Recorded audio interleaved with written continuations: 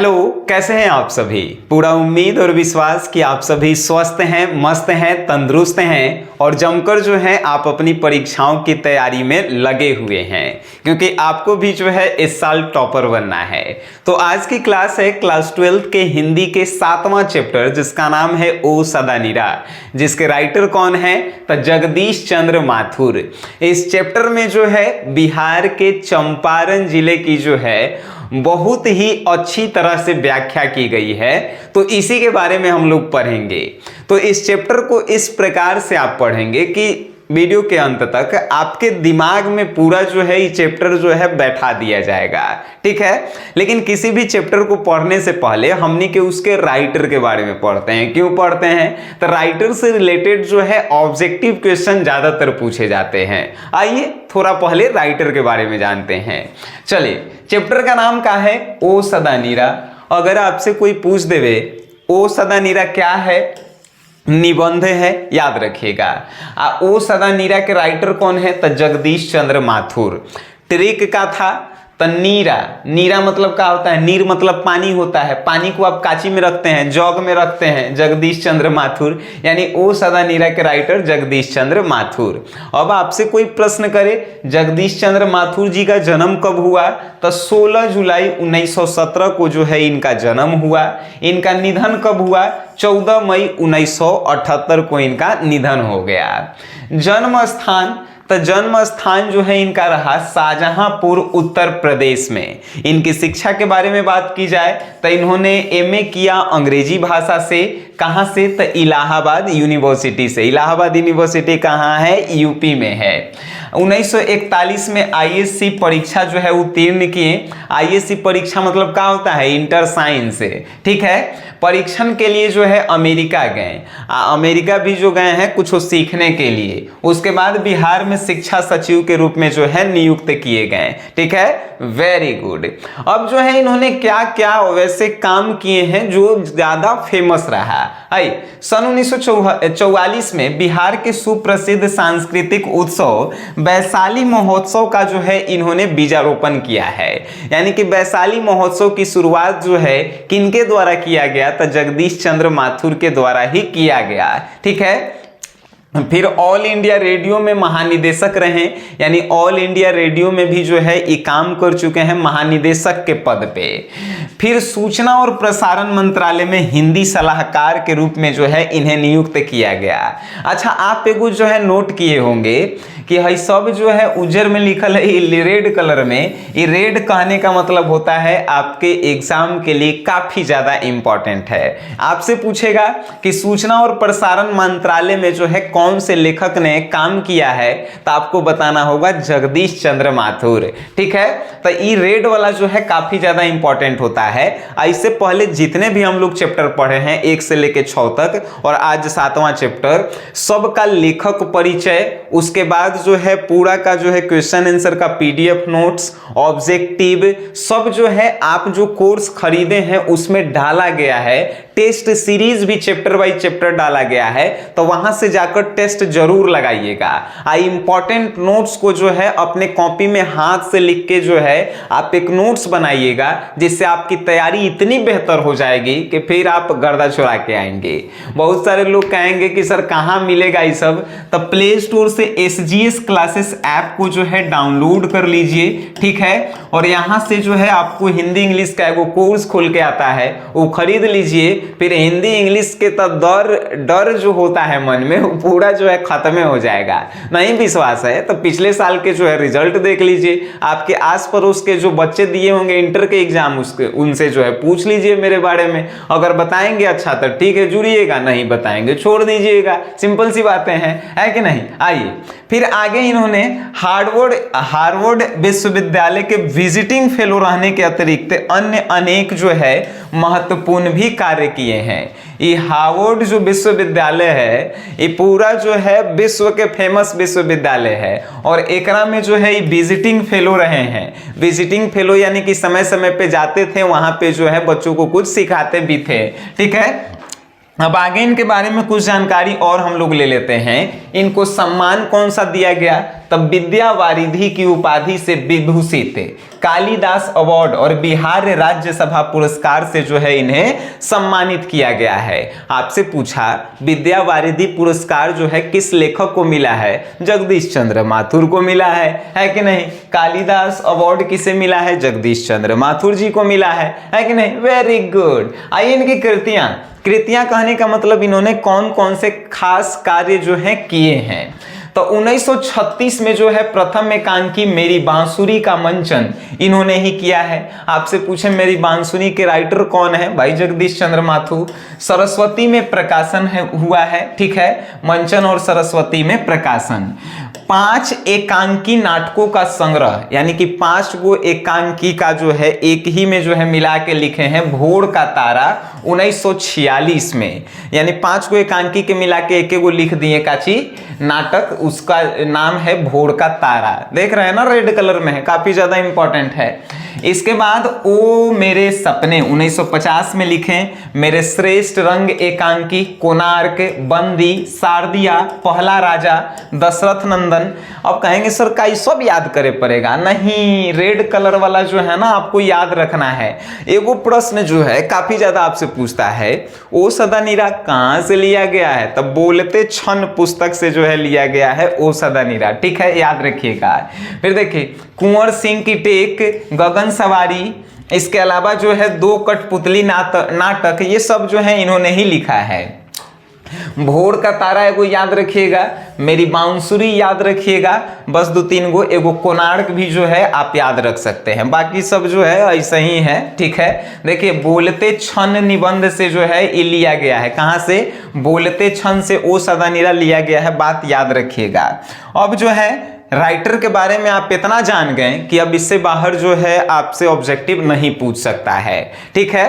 अब जो है हम लोग मेन पार्ट पे आते हैं। मेन पार्ट में जो है बिहार के चंपारण जिले की पूरी कहानी जो है इसमें बताई गई है कि पहले कैसा था, बाद में कैसा रहा। कान में ईयरफोन डालिए और पूरा जो है कहानी ध्यान से सुनिए, मजा आपको आएगा। ये कहानी नहीं, एगो निबंध है। ओ सदा नीरा का है, निबंध है। चलिए सुनते हैं हम लोग। तब बिहार के उत्तर पश्चिम कोना में जो है चंपारण जो है एगो जगह है जो बहुत पुराना भी है और नवीन भी है। बिहार के उत्तर पश्चिम कोना में जो है एगो चंपारण भूमि है जो बहुत पुराना भी है और अभी नया भी है। और ये जो है किस लिए फेमस था? तब पहले जो है यहाँ पे काफी ज्यादा जंगल हुआ करती थी, बड़ी बड़ी यहाँ पे नदियां हुआ करती थी, जिसके कारण जो है चंपारण अपने आप में जो है एक बहुत ही प्रसिद्ध भूमि हुआ करती थी। ना जाने यहाँ पे कितने महात्माओं ने जो है जन्म लिया है, कितने जो है विदेशी जो है यहाँ पे के शरण लिए हैं। बहुत सारे कारणों से जो है चंपारण भूमि पुराने जमाने से जो है फेमस रही है। आगे जो है कहा जाता है कि चंपारण की भूमि जो है आज जैसी है वैसी जो है पहले वो नहीं थी। पहले जो है यहाँ पे नदियाँ जो है साधारण बहती थी, यहाँ पे बहुत घना जंगल हुआ करता था, लेकिन दिन प्रतिदिन जंगल कटते गए, नदियाँ जो है जंगल के कारण जो है नदियाँ सूखती गई। अब जो है नदियों में वो लहर नहीं मिलती है, जंगलों में जो है वो घनापन नहीं देखने को मिलता है और धीरे धीरे जो है ये काफ़ी ज़्यादा दूर हो गया है। लेखक कहता है कि आपको सन 1962 के जो है बाढ़ याद होगा। अगर सन 1962 के बाद बाढ़ याद होगा तो रामचरितमानस में जो केकई जो है अपन क्रोध रूप में आई थी तो राम को जो है वनवास भेजती थी, वैसे ही जो है सन 1962 में बाढ़ आया था जो ना जाने अपने अंदर कितनों को जो है बहा के लेके चला गया था। लेकिन लेखक कहता है कि पहले ऐसा बाढ़ नहीं आता था, क्योंकि पहले यहाँ पे घना जंगल हुआ करता था। जंगल के में बड़े बड़े पेड़ हुआ करते थे और पेड़ के जड़ों में जो है पानी हुआ करती थी। यहाँ पे नदियाँ जो है आराम से बहा करती थी। लेकिन लगातार जंगलों की अंधाधुंध कटाई, नदियों के सूखने के कारण भी प्रकृति जो है बौखला गई और सन 1962 में जो है ऐसी बाढ़ लेके आई जो आज तक भी जो है लोग याद करते हैं। आगे लेखक कहते हैं कि 2500 यानी कि 2500 वर्ष पहले गौतम बुद्ध भी जो है यहीं पे आए थे। यहीं पे जो है उनकी जो है अंतिम यात्रा भी रही और उन्होंने आनंद से यहीं पे जो है कुछ बातचीत भी की थी। तो यहाँ पे जो है बहुत सारे महात्माएं आए, बहुत सारे लोग जो है यहाँ पे आए, बहुत सारे अंग्रेज भी यहाँ पे आके शरण लिए। फिर भी चंपारण की भूमि जो है ना जाने अपने अंदर कितने जो है समावेशों को समेटी हुई है। ठीक है, आगे लेखक कह रहे हैं कि वसुंधरा भोगी मानव धर्मार्थ मानव एक ही सिक्के के दो पहलू हैं, यानी कि जैसा मानव करता है वैसा ही भोगता है। इसका कहने का मतलब है कि जैसे मानव ने अंधाधुंध जंगलों की कटाई की जिससे नदियां सूख गई, इसी कारण जो है सन 1962 में जो है विशाल एक बाढ़ आया। तो वसुंधरा भोगी मानव और धर्मार्थ मानव एक ही सिक्के के जो है दो पहलू हैं। आगे लेखक फिर कहते हैं कि 12वीं सदी से 300 वर्ष तक कर्नाट वंश का राज था। ठीक है, आगे लेखक कह रहे हैं कि चंपारण में जो है 12वीं सदी से लेके 300 वर्ष तक जो है कर्नाट वंश का यहाँ पे राज था। और कर्नाट वंश के राजा कौन थे? तो हरि सिंह देव थे। तो हरि सिंह देव जो है 1365 में जो है ग्यासुद्दीन तुगलक से जो है उनकी युद्ध हो जाती है। किसकी? तो हरि सिंह देव की जो है 1325 में ग्यासुद्दीन तुगलक से जो है लड़ाई हो जाती है। लड़ाई के दौरान जो है हरि सिंह देव जो है जंगल में जाते हैं छुपने के लिए। तो ग्यासुद्दीन तुगलक भी जो है जंगल में घुस जाते हैं और जंगल में घुसने के बाद जो है ग्यासुद्दीन तुगलक जैसे ही घोड़े पर से उतरकर एगो विशाल वृक्ष को काटते हैं तो उनके सैनिक जो है लगातार पूरे जंगल के वृक्ष को काट करके रास्ता बना देते हैं और वहां से जो है किसको? तो हरि सिंह देव को जो है भाग कर नेपाल जाना पड़ता है और फिर कर्नाट वंश का जो है राज्य खत्म हो जाता है। तो ऐसी है चंपारण की भूमि जहां पे जो है एक जो है राजा जो है दूसरे जो है राजा से युद्ध किए और जंगलों की जो है उसी समय से जो है यहाँ पे कटाई शुरू हुई, तो आज तक रुकने का जो है नाम ही नहीं लिया। आगे जो है लेखक कह रहे हैं कि यहाँ पे जो है अनेक जातियां जो है निवास की हुई है। जैसे कि यहाँ पे थारू जनजाति आपको देखने को मिलेगा, यहाँ पे धांगर जनजातियां देखने को मिलेगा और गया जिला से जो है भूइया जनजाति यहाँ पे आई है। ये सब जनजातियां जो है यहाँ पे देखने को मिलेगा। और ये धांगर जनजातियां जो हैं इसका शब्दों का अर्थ होता है, यानी धांगर शब्द का अर्थ होता है भारे का मजदूर। तो ये सब जातियां जो है यहाँ पे देखने को मिलती है और ये सब जातियां जो है अपने आप में जो है खास है। यहाँ पर इन सभी जातियों को ब्रिटिश सरकार जो है नील की खेती करने के लिए लाई थी और यहाँ पे बंधुआ मजदूर की तरह इन जातियों को खटवा रही थी। बाद में चल के जो है ये जातियां यहीं पे निवास कर गई और यहीं पे जो है ये लोग जो है रहने लगे। आगे जो है बात किया जा रहा है कि पिछले 10 से 12 वर्षों में यहाँ एक नया समुदाय आया, बंगाल के शरणार्थी। यानी चंपारण में जो है लेखक जब ये लिख रहे थे चैप्टर तो वो कह रहे हैं कि पिछले 10-12 साल में जो है यहाँ पे एक और जो है एक समुदाय आए जो बंगाल के शरणार्थी थे और बंगाल के शरणार्थी भी जो है यहाँ आकर बसे और उन्होंने भी जो है चंपारण की भूमि को जो है सराहा और कहा कि ये भूमि जो है अपने आप में जो है ना जाने कितने जो है विस्मृतियों को जो है समेटी हुई है। आगे जो है फिर लेखक कहते हैं कि जब हम चंपारण में गए घूमने, तो चंपारण में घूमने गए तो वहां पे जो है एक देहाती प्रदर्शनी का आयोजन किया गया।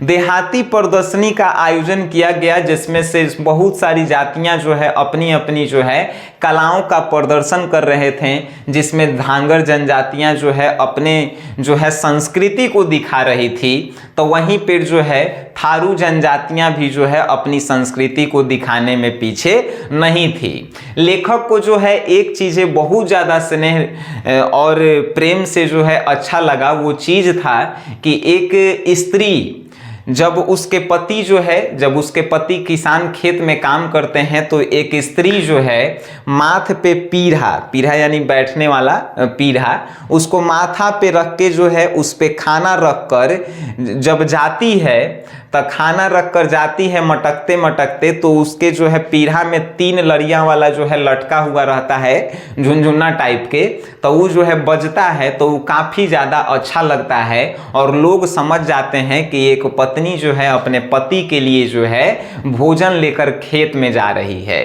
ये लेखक को जो है काफ़ी ज़्यादा अच्छा लगता है इस प्रदर्शनी में।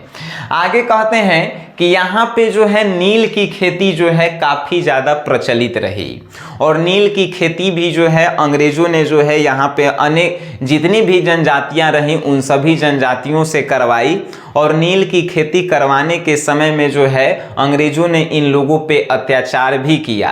जैसे अंग्रेज़ों को अगर कोई हाथी घोड़ा खरीदना होता था तो मजदूरों से ही जो है पैसा तसीला जाता था। अगर अंग्रेज़ों को जो है अंग्रेज़ के जो मालिक थे उसको जो है बीमार पड़ जाता था तो लोगों से ही पैसा तसील के जो है उनका इलाज करवाया जाता था। नील की खेती अगर आप नहीं करते हैं तो आप पे जो है अत्याचार किया जाता था। नील की खेती करने के दौरान जो है आपको जो है उतना ही मिलता था जिससे आपको जीवन यापन चल सके, बाकी जो है अंग्रेज रख ले रहा था। तो नील की खेती भी जो है चंपारण में काफ़ी ज़्यादा प्रचलित रही और नील की खेती जो है फिर जो है यहाँ पे चलती रही। उसके बाद भी जो है आगे लेखक कहते हैं कि यहाँ पे जो है अंग्रेजों में से जो है एगो खतरनाक जो है अंग्रेज था जो सब पे अत्याचार करता था, वो था अमोलवा कोठी के साहब, उसका नाम था एमन साहब। एक कौन था? अमोलवा कोठी के साहब था जिसका नाम था एमन साहब। ये एमन साहब जो है गरीबों के जो है झोपड़ियाँ जला देते थे, गरीबों पे अत्याचार करते थे, उनको जो है मजदूरी नहीं दिया करते थे। ये काफ़ी ज़्यादा जो है ख़त्म इंसान था। ठीक है, तो आगे फिर कह रहे हैं लेखक कि एमन साहब के अत्याचार यानी कि खेती करवाते थे, मजदूरी करवाते थे, पैसा नहीं देते थे, लोगों की झुन्नी झोपड़ियाँ जो है जला देते थे। इन्हीं सभी को देखकर जो है 1917 में जो है गांधी जी का जो है यहाँ पे आगमन होता है। गांधी जी का आगमन जो है किस लिए होता है? तो लोगों पे अत्याचार और नील की खेती के विरुद्ध जो है किए गए आंदोलन के लिए जो है यहाँ पे का होता है। तो गांधी जी का आगमन होता है और आगमन कराने वाले व्यक्ति का नाम होता है राजकुमार शुक्ल।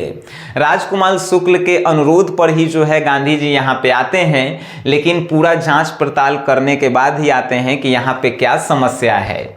यहाँ पे जब आते हैं तो देखते हैं कि एक्चुअल में जो है अंग्रेज यानी ब्रिटिश सरकार जो है चंपारण के लोगों पे जो है काफ़ी ज़्यादा शासन कर रहे हैं। तो वहाँ से जो है फिर एक्शन में आते हैं गांधी जी और एक्शन में आने के बाद जो है यहाँ पे अनेक कार्यों का जो है वो संपादन करते हैं।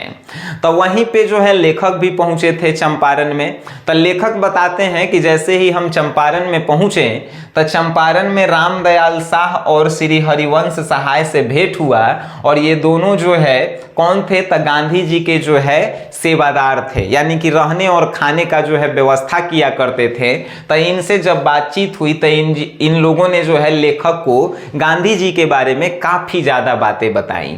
फिर आगे कहते हैं कि उनके साथी रामनवमी बाबू और राजेंद्र बाबू से जो है हमारी मुलाकात हुई। लेखक कह रहे हैं कि इन दोनों से जब हमारी मुलाकात हुई, ये दोनों जो हैं गांधी जी के बहुत अच्छे साथी थे। तो इन दोनों लोगों ने भी जो है गांधी जी के बारे में काफ़ी ज़्यादा हमें बतलाया और ये राजकुमार शुक्ल जी थे जिनके अनुरोध पे जो है गांधी जी 1917 में चंपारण की भूमि पे आए थे। चंपारण की भूमि पे आए थे तो आपको पता है कि महुए के पेड़ के नीचे एगो महंत जो है, मठ के महंत जो है, उन्होंने रहने का जो है गांधी जी को शरण दिया था। उसके बाद जो है वहाँ पे झोपड़ी बनाया गया, झोपड़ी को भी अंग्रेजों ने जला दिया। उसके बाद जो है अभी जाइएगा तो खपरैल का जो है घर वहाँ पे यानी खपड़ा के घर जो है देखने को आपको मिलेगा। आगे जो है लेखक कहते हैं कि गांधी जी जो है यहाँ पे बहुत सारे कार्य किए। उन कार्यों में से जो है सबसे बड़ी जो है शिक्षा को लेकर गांधी जी कह रहे थे कि चंपारण के लोगों पे इतना अत्याचार किया जा रहा है, चंपारण के लोग इतने पिछड़े हैं, उसके पीछे रीजन है है कि यहाँ पे शिक्षा की जो है काफ़ी ज़्यादा कमी है। तो शिक्षा को जो है और बेहतर बनाने के लिए गांधी जी ने जो है यहाँ पे आश्रम विद्यालय की स्थापना किया। आश्रम विद्यालय कहाँ कहाँ स्थापित किए? तो बरहरवा में, मधुबन में और भितिहरवा, ये 3 जगहों पे जो है गांधी जी ने जो है आश्रम विद्यालय का स्थापना किया। और बरहरवा के जो है हेड बनाए बबन जी गोखले और उनकी पत्नी को, और मधुबनी के हेड बनाए नरहरिदास पारीख और उनकी पत्नी को, और भितिहरवा के हेड जो है पहले देव सिंह को बनाए, लेकिन बाद में जो है पुंडलीक जी को जो है ये कार्यभार दे दिया गया। और खुद जो है गांधी जी की पत्नी कस्तूरबा गांधी भी जो है यहाँ पे रह के जो है भितिहरवा में मदद की थी बच्चों को काबिल बनाने में। और ये जब आश्रम का स्थापना किया गया, तो जानते हैं जब ये आश्रम का स्थापना किया गया तो इसलिए नहीं किया गया कि बच्चों को जो है किताबी ज्ञान देना है।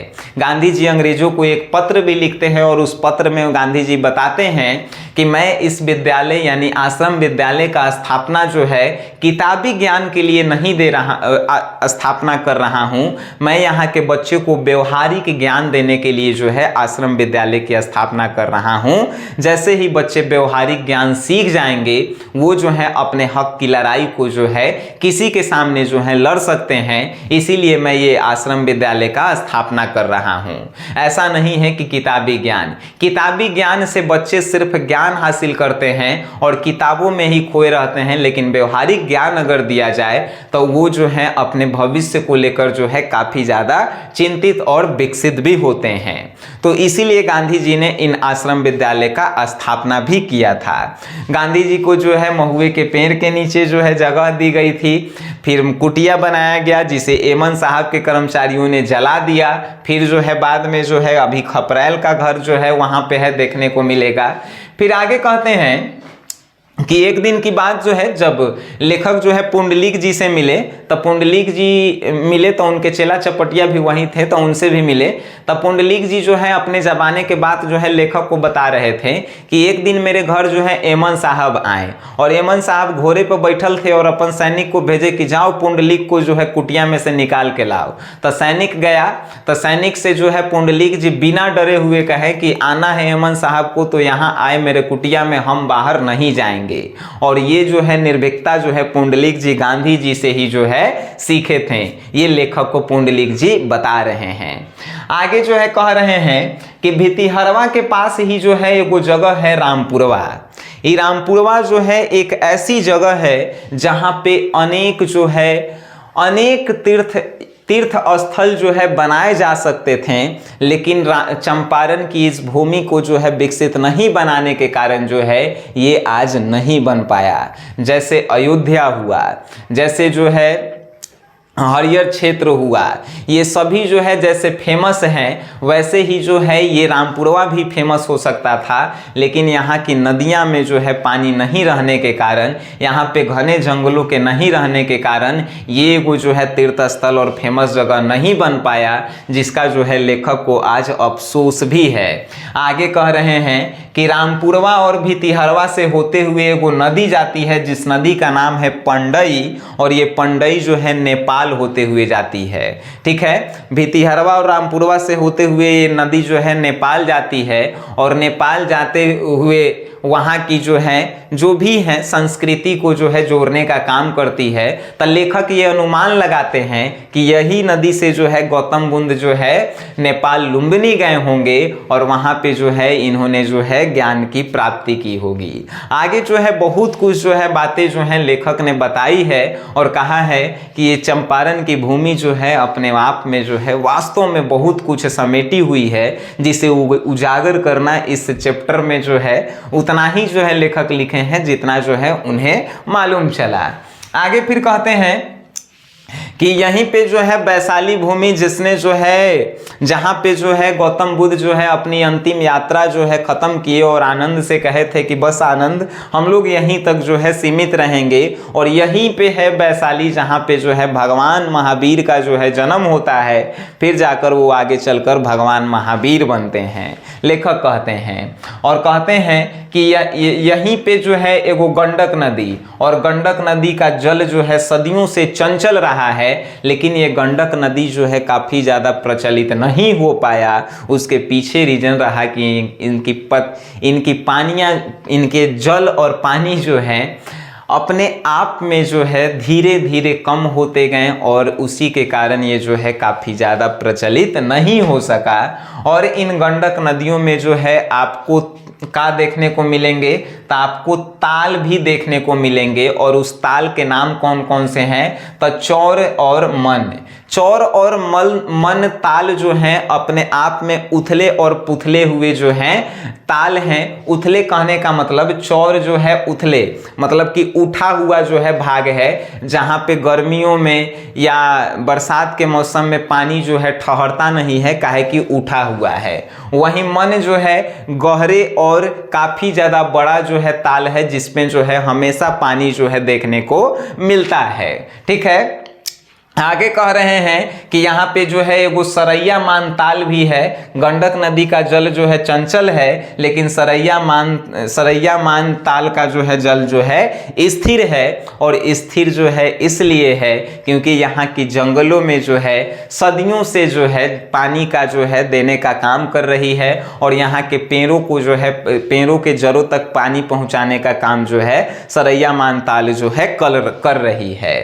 और अब यहीं पे जो है यानी चंपारण में जो है का बन रहा है, तो यहाँ पे जो है बराज बन रहा है। बराज यानी कि पुल, जिससे जो है गाड़ी ऊपर ऊपर चलेगी। उसके बाद जो है नेपाल से जुड़कर जो है पावर हाउस बन रहा है, और यहीं पे जो है नहर बन रहा है। सरकार जो है कितना में जो है 40 करोड़ की लागत से जो है 41.49 एकड़ में जो है ये सब बना रही है। काची काची नहर, बराज, पावर हाउस, ये सब जो है चंपारण में बन रहा है। फिर भी जो है चंपारण की भूमि को वो सुख नहीं मिलेगा जो वो पहले थी, क्योंकि आज जो है चंपारण की भूमि जो है अपने प्राचीन और पुरानी चीज़ों को जो है खो चुकी है, ऐसा लेखक जो है कहते हैं।